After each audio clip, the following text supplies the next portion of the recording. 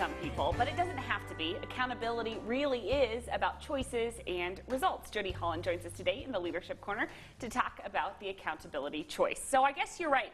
You do sort of think of it as, oh, he's holding me accountable so that I am doing something that I perhaps don't want to do necessarily. Right, but all the research shows that 70% of our messaging needs to be positive, not negative. So you're doing positive reinforcement of behaviors, identifying the behavior, feeling, and impact in the same way that you would identify the negative behavior. So there's really three keys to holding people accountable and creating that culture of accountability. The first, you got to have the right messaging.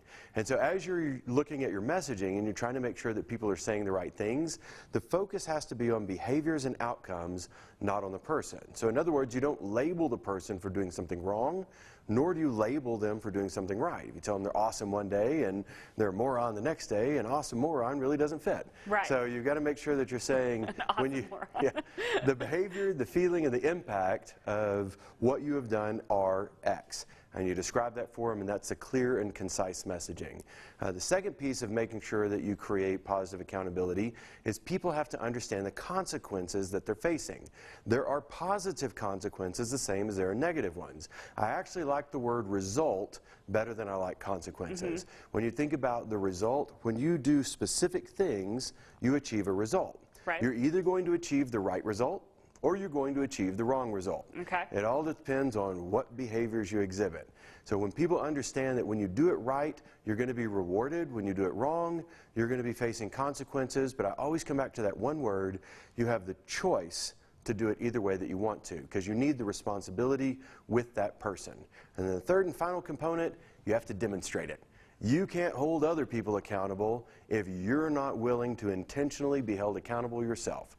As a leader, a big part of our job is ensuring that people see that we want to be responsible or accountable for the things that we're doing.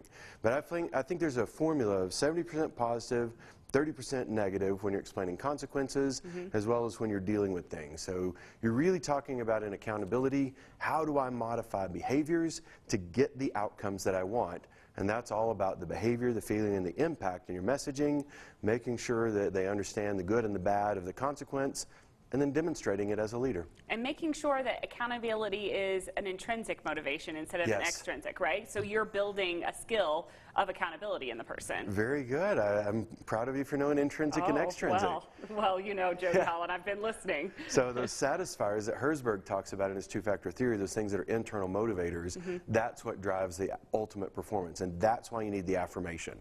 The negative side of it, those are the extrinsic or the external factors, and people avoid the pain and they pursue the pleasure. The long-term benefit is from enough pleasure being in front of a person. Interesting. Okay, where do we learn more from you, Jody? So you can go to either one of my two websites. You can go to jodyholland.com or psycheofsuccess.com. Good stuff today. I liked this one very much. Thank you. All right, stick around. We've got more Studio 4 coming up right after this.